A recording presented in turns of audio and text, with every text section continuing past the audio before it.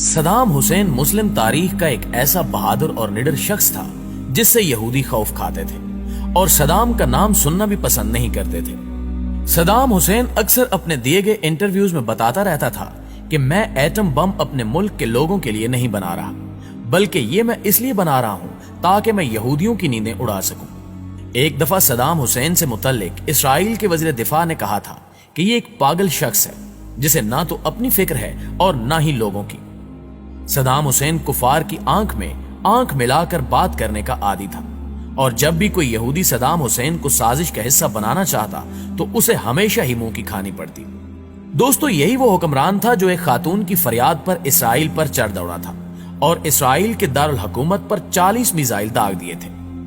ہوا کچھ یوں تھا کہ ایک دفعہ صدام حسین کی لائیو کانفرنس چل رہی تھی کہ اچانک ایک چیختی چلاتی ہوئی عورت اس کے سامنے آ کر کھڑی ہوئی اور صدام حسین کو سخت الفاظ میں مخاطب کرتے ہوئے کہا کہ اسرائیلی فوجیوں نے میری بیٹی کو ریپ کا نشانہ بنا کر قتل کر دیا ہے اور تمہیں یہاں کوئی فکر نہیں ہے۔ تم عیش و آرام کی زندگی بسر کر رہے ہو اور ادھر ہم پر مظالم کے پہاڑ توڑے جا رہے ہیں۔ اس عورت نے مزید کہا کہ روزانہ ہمارے گھروں سے اسرائیلی فوجی ہم سب کی آنکھوں کے سامنے ہماری بہنوں اور بیٹیوں کو اغوا کر کے لے جاتے ہیں، جن کو بعد میں قتل کر کے پھینک دیا جاتا ہے، اور ہمارے چھوٹے چھوٹے بچوں کو سڑکوں پر گھسیٹ گھسیٹ کر مار دیا جاتا ہے۔ کیا تمہیں ان عورتوں، بوڑھوں اور بچوں کی چیخیں سنائی نہیں دیتی جو روزانہ اسرائیلی فوجیوں کی گولیوں کا نشانہ بنتے ہیں؟ کیا تم سے ان عورتوں، بچوں اور بوڑھوں کی چیخوں کا حساب نہیں لیا جائے گا؟ اس عورت کی یہ باتیں سن کر صدام حسین رونے لگا اور کہا کہ اب اسرائیل کا کوئی بھی شخص صبح کا سورج نہیں دیکھ پائے گا، اور جس طرح یہودیوں نے ہماری ماؤں بہنوں کو رلایا ہے، میں اسی طرح ان کی چیخیں نکلواؤں گا اور ان کو تہس نہس کر کے رکھ دوں گا۔ لہٰذا اس کے فوراً بعد صدام حسین وہاں سے اٹھا اور فوجی قیادت کی ایک میٹنگ بلائی جس میں اس نے اسرائیل پر حملہ کرنے کا حکم جاری کر دیا، اور پھر اس کے حکم کے مطابق اسرائیل کے دارالحکومت پر 40 میزائل داغے گئے جن سے اسرائیل کے ہوش اڑ گئے۔ صدام اتنا طاقتور اور اپنی مرضی پر چلنے والا شخص تھا کہ کوئی بھی ملک یہ پوچھنے کی جرت بھی نہ کر سکا کہ اس نے یہ میزائل کیوں مارے ہیں۔ ان 40 میزائلوں نے اسرائیل کے دارالحکومت تل ابیب کو مٹی میں ملا دیا، جبکہ بڑی بڑی بلڈنگز تباہ و برباد ہو گئی اور ہزاروں یہودی جہنم واصل ہو گئے۔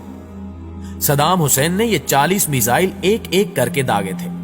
مطلب جب یہودی امدادی ٹیمیں اپنے مرنے والے یہودیوں کو اٹھا رہی ہوتی تھیں تو اوپر سے ایک اور میزائل گر پڑتا تھا جو ان کو بھی موت کے منہ میں بھیج دیتا تھا۔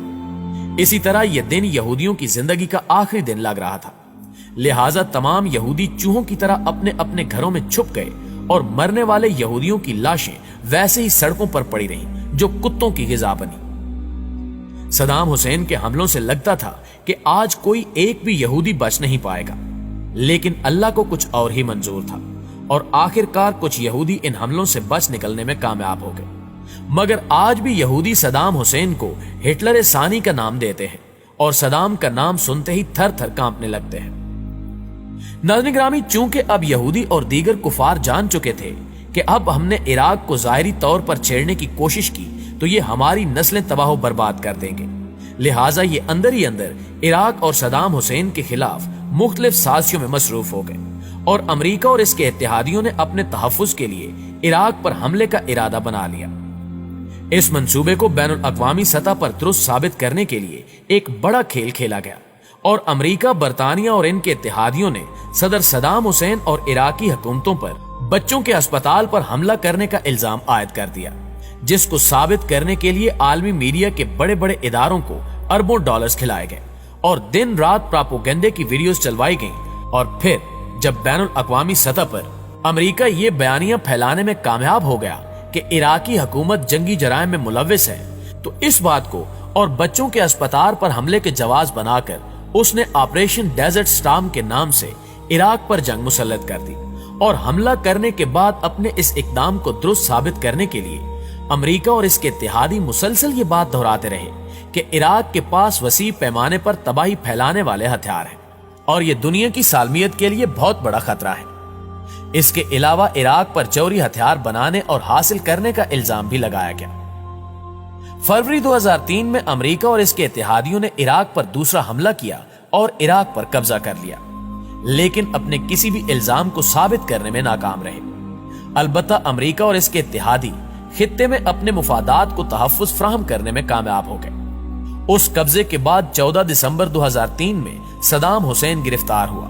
جس کے بعد اس پر 148 افراد کے قتل کا الزام لگا کر مقدمہ بنایا گیا اور عراق میں امریکہ کے زیر اثر عدالت میں صدام حسین کے مقدمے کی سماعت کا آغاز ہوا،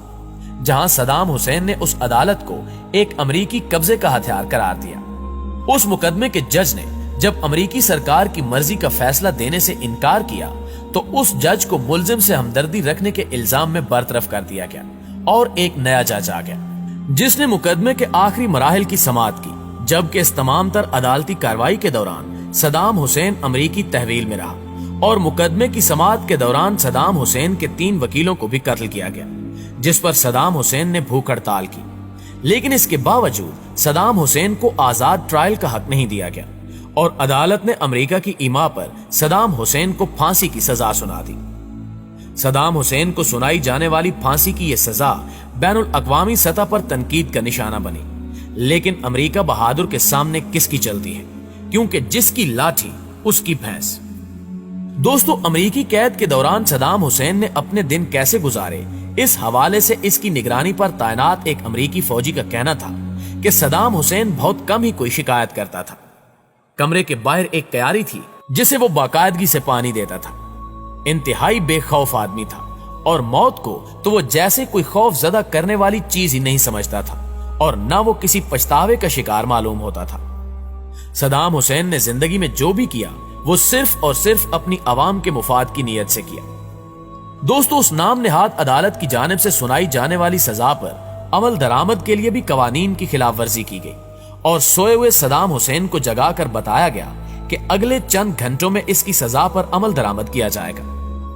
یہ خبر سن کر بھی صدام مطمئن رہا اور آخری سفر کی تیاری شروع کر دی۔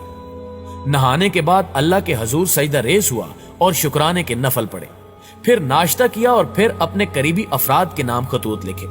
اور اپنے سارے کام نمٹانے کے بعد صدام حسین خود چل کر مسکراتے ہوئے پھانسی گھاٹ تک پہنچا۔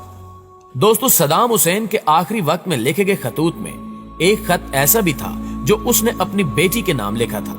اور وہ خط بھی اب منظر عام پر آ چکا ہے۔ صدام حسین نے اس خط میں لکھا تھا کہ مجھے پورا یقین ہے کہ یہ لوگ میری موت کے منصوبے پر کام کر رہے ہیں، تاہم اللہ جو چاہے کرتا ہے اور وہ ہر چیز پر قادر ہے۔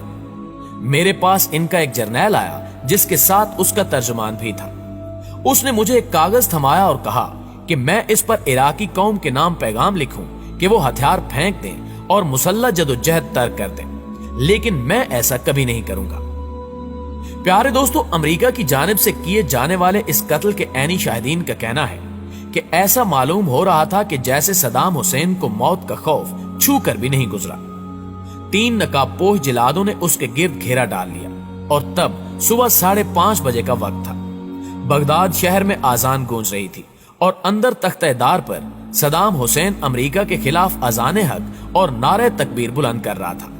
اتنے میں کوئی تختہ دار کا لیور کھینچ دیتا ہے اور پھر قضا کی آنکھوں میں آنکھیں ڈالنے والا صدام حسین اپنی اگلی منزل کی جانب چڑھ پڑتا ہے۔ دوستو، صدام حسین تو امریکہ کے ہاتھوں مارا گیا، لیکن اس کے بعد عراقی عوام کی بدبختی کا دور شروع ہوا اور آج بھی عراق پر کسی نہ کسی صورت امریکہ کا قبضہ ہے اور وہ عراق کی سرزمین اور لوگوں کو استعمال کر کے دوسرے اسلامی ممالک کے خلاف کارروائیاں کر رہا ہے۔ یہاں ایک بات یاد رکھنے والی یہ بھی ہے کہ کفار کسی بھی صورت مسلمانوں کے دوست نہیں ہو سکتے اور یہ قرآن پاک کا سیدھا سادہ اعلان ہے۔ جی تو معزز دوستو، یہ تھی ہماری آج کی ویڈیو۔ ہمیں ہمیشہ کی طرح آج بھی امید ہے کہ آج کی ویڈیو آپ کو بے حد پسند آئی ہوگی۔ انشاءاللہ آپ سے ملاقات ہوتی ہے اگلی ویڈیو میں، تب تک اپنا اور اپنے پیاروں کا ڈھیر سارا خیال رکھیے۔ اللہ نگہبان۔